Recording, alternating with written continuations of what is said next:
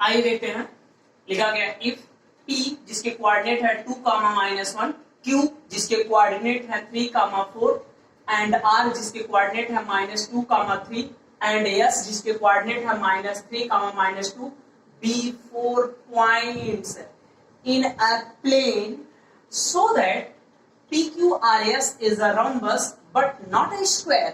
यानी कि ये जो पॉइंट्स है वो किसी रोम्बस के वर्टिसेस है लेकिन स्क्वायर के नहीं है। Find the area of the rhombus, उस रोम्बस का एरिया भी हमें बताना है। What is the distinction between rhombus and square, square और रोम्बस में क्या डिस्टिंक्शन होता है? तो डिस्टिंक्शन जानने से पहले सिमिलरिटी जानिए, दोनों में सिमिलरिटी क्या है। Rhombus and square both are parallelogram, पहली सिमिलरिटी। दूसरी सिमिलरिटी ये होती है कि rhombus and squares both have each side equal to each other, यानी कि जो उनके साइड्स होते हैं ना एक दूसरे के इक्वल होते हैं। अच्छा, तो इनमें डिफरेंस क्या होता है? डिफरेंस ये होता है कि स्क्वायर के सारे जो इंटीरियर एंगल्स होते हैं, हर इंटीरियर एंगल्स होते हैं वो 90 डिग्री के होते हैं, लेकिन रोम्बस के ईच इंटीरियर एंगल 90 डिग्री के हो जरूरी नहीं है। दूसरा डिफरेंस ये है कि जो स्क्वायर के डायगोनल्स होते हैं वो आपस में इक्वल होते हैं, लेकिन रोम्बस के जो डायगोनल्स होते हैं वो आपस में इक्वल नहीं होते। ये महत्वपूर्ण बात है जो लास्ट में मैंने बताई। कहने का मतलब ये कि अगर देखा जाए ये एक रोम्बस है, मैं रोम्बस बना रहा हूँ रफ वर्क है ये, और मैं सॉरी ये एक स्क्वायर बनाया मैंने और यहाँ पे मैंने बना दिया रोम्बस। सपोज ये एक रोम्बस है, तो देखा जाए कहा जाए मान लीजिए रोम्बस है, भावनाओं को समझिए, ठीक है। ये स्क्वायर है, ये रोम्बस है। स्क्वायर के जो ये डायगोनल्स होते हैं, यानी अगर ए बी सी डी इसका नाम है तो इसको इसके जो डायगोनल्स होंगे बी डी और ए सी ये आपस में इक्वल होंगे, लेकिन जो ये रोम्बस होगा इस रोम्बस के जो डायगोनल्स होंगे वो आपस में इक्वल नहीं होंगे। अच्छा ठीक है, तो आइए हम इसी को बेस मान करके इस क्वेश्चन को सॉल्व करेंगे। ठीक है, आइए देखते हैं। हमने मान लिया कि required rhombus is A B C D.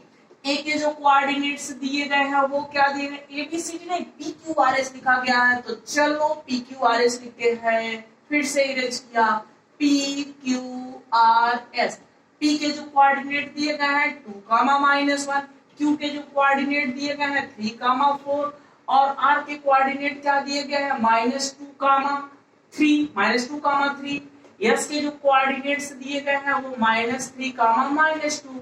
Okay, first of all we have to find all the length of all side, सारे साइडों की लेंथ बतानी होगी। ठीक है, जब सारे साइडों की लेंथ पता चल जाएगी, अगर वो सारे लेंथ इक्वल हो जाएंगे और उनके डायगोनल्स आपस में इक्वल नहीं होंगे तो कह दिया जाएगा ये रोम्बस है। बाद में एरिया देख लिया जाएगा। ठीक है, क्या मैंने बताया? पहले सारे साइडों की लेंथ, अगर सारे साइडों की लेंथ इक्वल लेकिन डायगोनल्स इनके इक्वल नहीं है तो ये रोम्बस हो जाएगा, स्क्वायर नहीं होगा। फिर इस रोम्बस का एरिया निकालेंगे। ओके, आइए स्टार्ट करते हैं। सबसे पहले PQ निकाला जाए। PQ तो लिखा जाएगा कि कंप्यूटेशन ऑफ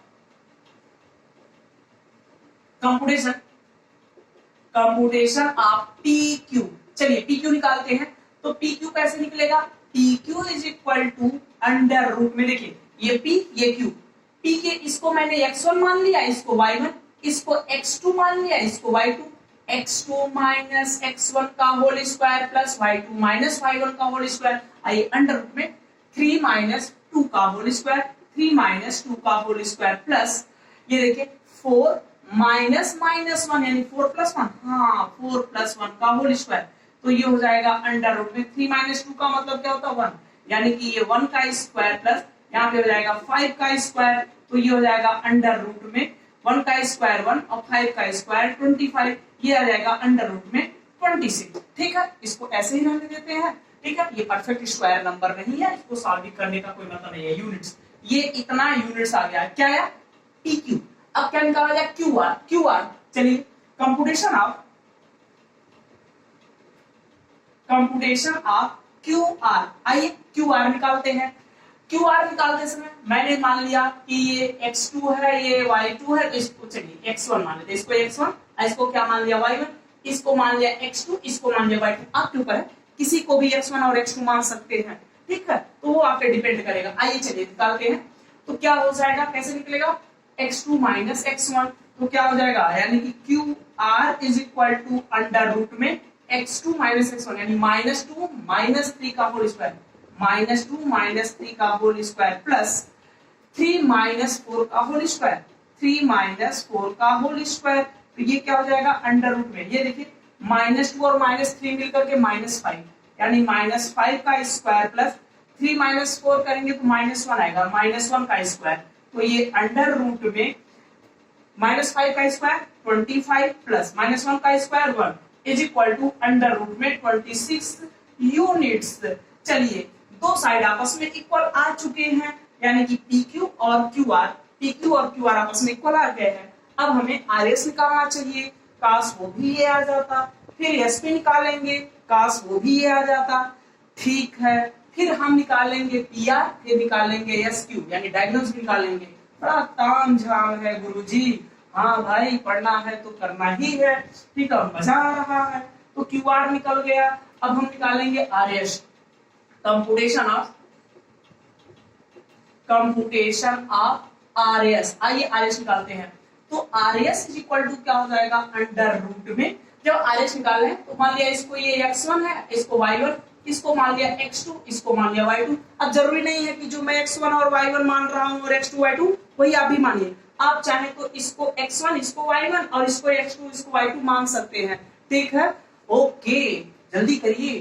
तो चलिए x2 माइनस x1 यानी -3 -2 यानी कि -3 -2 का मतलब हो गया +2, इसका होल स्क्वायर प्लस ये देखिए -2 और -3 का होल स्क्वायर, -2 -3 का होल स्क्वायर। चलिए अंडर रूट में ये देखिए -3 और में से -3 और +2 -3 +2 -1 का स्क्वायर प्लस -2 और -3 मिलकर के -5 का स्क्वायर, अंडर रूट में -1 का स्क्वायर 1, ठीक है, -5 का स्क्वायर 25, ठीक है, अंडर रूट में 26 यूनिट्स। ओहो ये भी आ गया, ये तो आएगा पक्का, माँ कसम आएगा। अच्छा चलिए ठीक है यार, कसम उसम नहीं खाते, गंदी बात। तो चलिए ये हम लोग PS निकालने जा रहे हैं, SP निकालने जा रहे हैं, कंप्यूटेशन ऑफ SP। आइए SP निकालते हैं। तो SP इज इक्वल टू क्या हो जाएगा अंडर में, जब SP निकालेंगे तो मान लिया इसको ये x1 है, इसको y1 है, इसको मान लिया x2 है और ये y2 है, x2 माइनस x1 का होल स्क्वायर यानी कि 2 -3 यानी कि 2 + 3 का होल स्क्वायर प्लस -1 -2 का होल स्क्वायर यानी -1 और +2 का होल स्क्वायर, भाई -1 -2 यानी कि -2 का मतलब +2। कितनी बार बोलेंगे ये बात, 2 और 3 का मतलब 5 यानी ये हो जाएगा 5 का स्क्वायर प्लस यहाँ पे क्या हो जाएगा -1 और +2 मिलकर के 1, तो ये 1 का स्क्वायर, तो ये अंडर रूट में 5 का स्क्वायर 25 + 1 यानी अंडर रूट में 26 यूनिट्स। ओ माय गॉड, आपका कसम खाना सही हो गया, सब 26 यूनिट, सब 26 unit means what, this diagram will either be square और बी रोम्बस। अभी हम ये नहीं बोल सकते कि ये स्क्वायर है कि रोम्बस है, क्योंकि स्क्वायर के भी सारे साइड्स इक्वल होते हैं और रोम्बस के भी सारे साइड्स इक्वल होते हैं।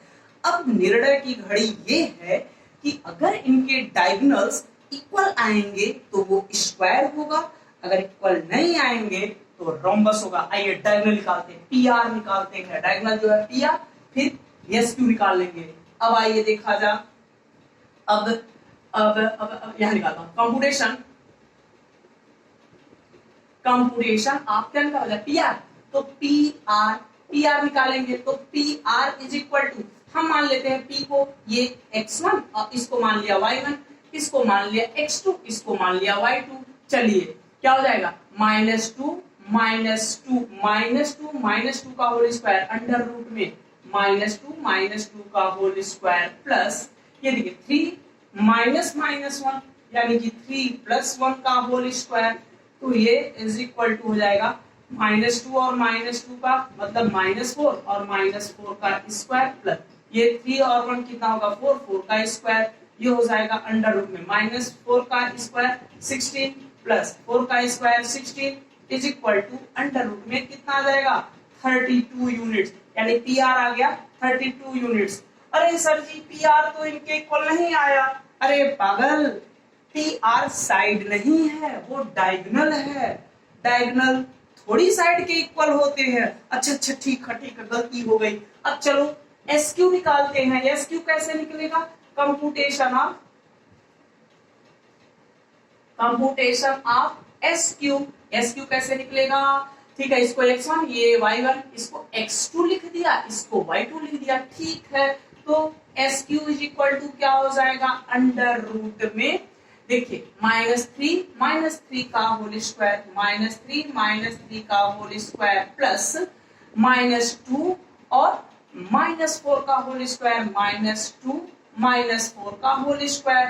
तो ये हो जाएगा अंडर रूट में -3 और -3 मतलब -6, तो ये हो जाएगा -6 का होल स्क्वायर प्लस अंडर में -2 और -2 मिल करके सॉरी -2 और -4 मिल करके -6, यानी कि -6 का whole square is equal to under में -6 का स्क्वायर 36 और प्लस इसका स्क्वायर करेंगे तो ये भी 36, ये इज इक्वल टू कितना आ जाएगा अंडर रूट में 72। जब आप इसको सॉल्व करेंगे तो मालूम है कितना आएगा, ये आएगा आपका 6√2 यूनिट्स आएगा। अच्छा कैसे आया है मुझको भी बताइए ना। इसको लिख सकते हैं 6 × 6 × 2, 72 को क्या लिख सकते हैं 6 × 6 × 2, तो 6 का पेयर बनेगा बाहर आ जाएगा, 2 का पेयर नहीं बना अंदर आएगा। हाँ ओरली आप बता दिए, आप तो वाकई जादूगर हैं। हम जादूगर नहीं हैं, हम प्रैक्टिस करते हैं। आप भी करोगे, आप भी जादूगर बन जाओगे मैथ के। ठीक है आगे बढ़ो, बड़ी बड़ाई कर रहे हो। चलिए अब क्या निकाला जाए, एरिया निकाला, find the area of the rhombus. ठीक है अब देखा जाए, तो ये हो गया ना। अब इस चीज को लिख लिया जाए, कहाँ लिखा जाए, कहाँ यही लिखते लिखा जाएगा सिंस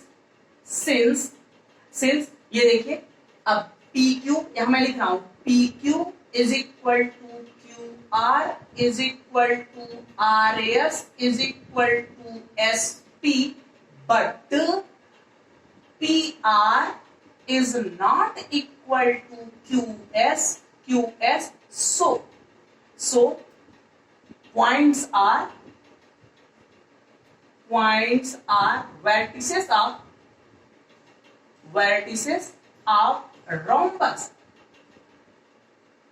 rhombus, ठीक है, ये जो rhombus के vertices हैं। अब एरिया कैसे निकाला जाता है, चलिए अब नाउ लिखा हूं एरिया नाउ, ठीक है, नाउ, ठीक है, एरिया ऑफ रोम्बस, RH को मैंने लिख दिया रोम्बस समझिएगा। ये क्या होता है, एरिया ऑफ रोम्बस कैसे निकलता है, क्या फार्मूला होता है, हमको नहीं मालूम, आप बताइए, मैं तो बताऊंगा ही। क्या होता है 1/2 इंटू प्रोडक्ट ऑफ डायगोनल, यानी कि PR into QS, PR into QS, हाँ ठीक है 1/2 इंटू PR कितना आया है बच्चों, अंडर रूट में 32 इंटू ये कितना आया है SQ अंडर 6√2, तो यहाँ मैंने लिख दिया 6√2।